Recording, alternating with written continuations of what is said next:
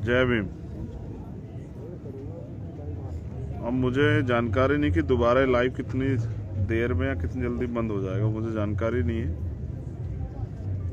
क्योंकि मुकाबला सरकार से, अपराधी से होता तो कोई बात नहीं, तो उनसे संघर्ष किया जा सकता था जब सरकार और प्रशासन अपना काम कर रही थी ईमानदारी से। लेकिन अभी तो सरकार और प्रशासन मिलके, पुलिस मिलके आरोपियों को बचाने का प्रयास कर रही है। और ये खतरनाक,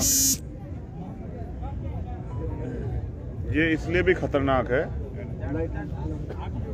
कि अगर पुलिस और प्रशासन ये अन्याय करना लगेगा तो पीड़ित जाएंगे कहां? शोर को कम कराओ।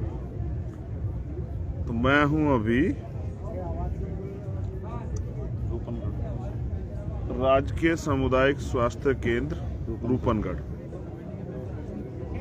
जिला अजमेर, और मामला है छोटे भाई ओम प्रकाश रैगर की आत्महत्या का। ओम प्रकाश ने आत्महत्या क्यों की, उसके लिए उन्होंने एक बकायदा एक बड़ा सुसाइड नोट 3 पेज का छोड़ा। किन परिस्थितियों में की, ना उम्मीद करके की या खुशी से की, ये भी उन्होंने बताया।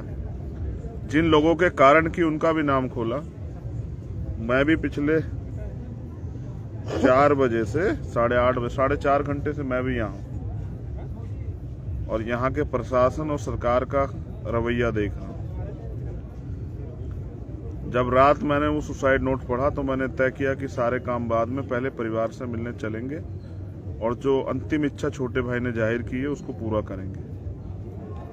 मुझे उम्मीद थी कि इतनी बड़ी घटना पे सरकार पे कुछ असर पड़ा होगा तो सरकार ने ठोस कार्रवाई की होगी, लेकिन आपको जान के बड़ा ताज्जुब होगा कि कोई गिरफ्तारी अभी तक नहीं हुई। 25 तारीख को एफआईआर दर्ज हुई और अब तक कोई कार्रवाई नहीं, एक भी आरोपी गिरफ्तार नहीं हुआ। उसके विपरीत 25 तारीख को इनकी एफआईआर दर्ज होती है 3:30 बजे, 3:18 पे, और दूसरी तरफ जिन लोगों के खिलाफ एफआईआर दर्ज की, आरोपियों के खिलाफ, उन आरोपियों के पक्ष की तरफ से भी एक एफआईआर 5:30 पे दर्ज हो जाती।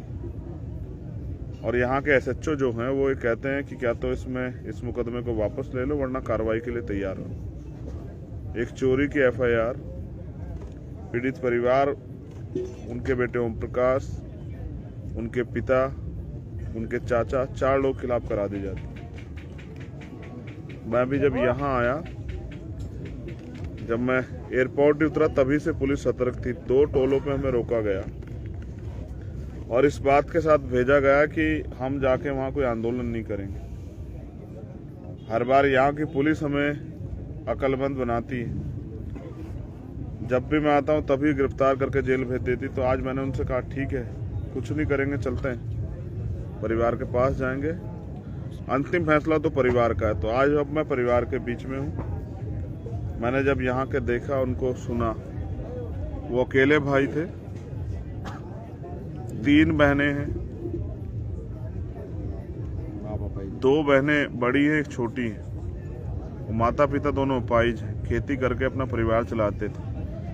ओम प्रकाश और उससे जो छोटे वाली बहन है, वो दोनों मुंबई में रह के नर्सिंग का कार्य करते थे और इस घर को चलाते थे। अभी उन्होंने कोशिश की है कि उनका मकान बन जाए, दरवाजा अभी नहीं लगा है।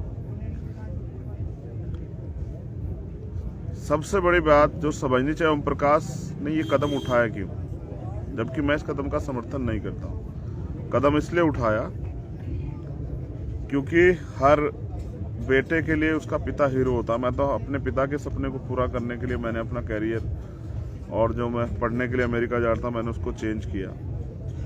तो ओम प्रकाश एक पढ़ा लिखा समझदार युवा था। 1 अक्टूबर को ही वो यहाँ आया मुंबई से काम करता हुआ, और जब उसने ये देखा कि उसके पिता के साथ मारपीट हुई सरेआम, उनको जलील किया गया, अपमानित किया गया, तो उसने कानून का, संविधान को मानने वाला, उसने अपने नोट में भी लिखा कि संविधान को पढ़ के मैंने न्याय की लड़ाई लड़ने का प्रयास किया। उसने सुसाइड नोट में भी बात लिखी थी।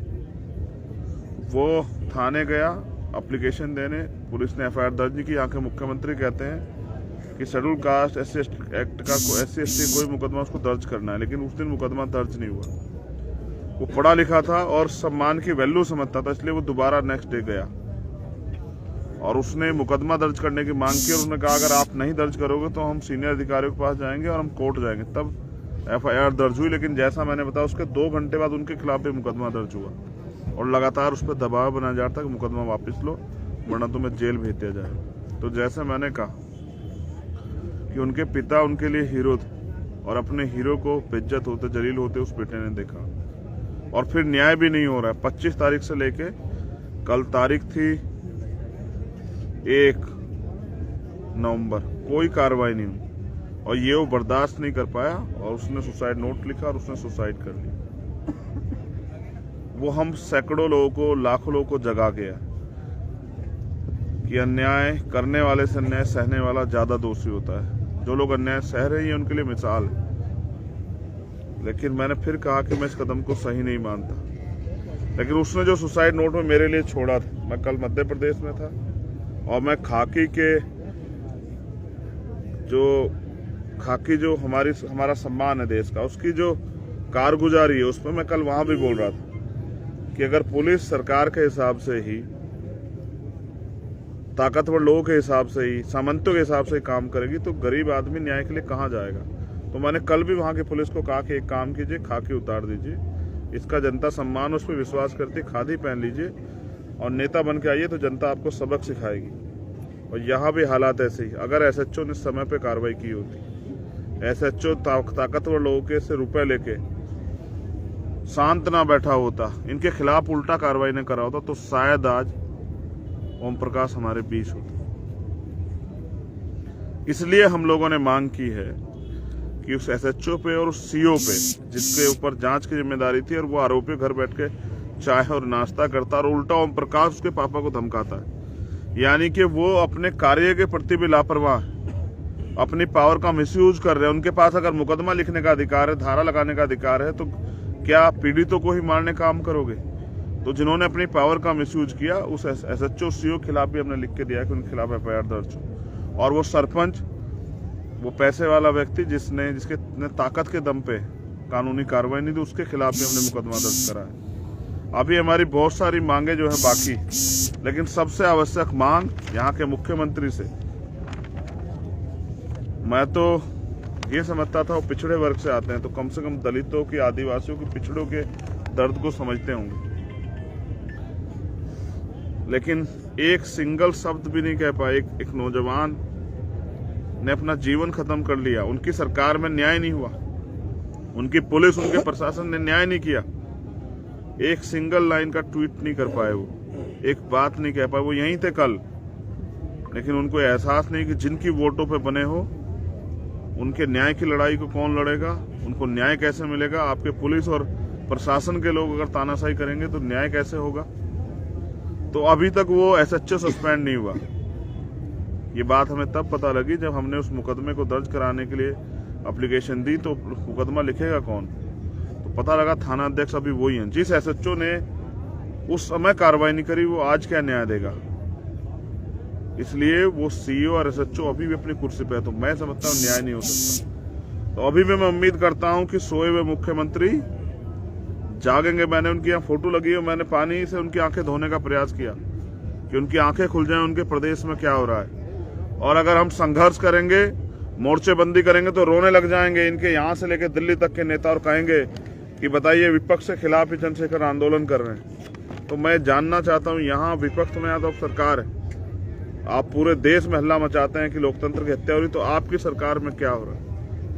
अगर हम लोग यहाँ 4-4.5 घंटे से बैठे हैं, पीड़ित परिवार 30 घंटे होंगे बॉडी को, डेड बॉडी को, अभी तक जो है सरकार की आंख नहीं खुली।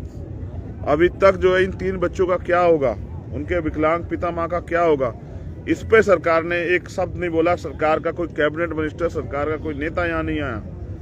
और तो छोड़िए, जो मजबूत विपक्ष है यहाँ, भारतीय जनता पार्टी, दलितों को तो उनसे भी नफरत है। या ये कहे कि बीजेपी के लोग भी दलितों के मुद्दों पे नहीं घुसते, ऐसा ही हमने इंद्र मेघवाल के केस में देखा, ऐसा ही हमने जितेंद्र मेघवाल के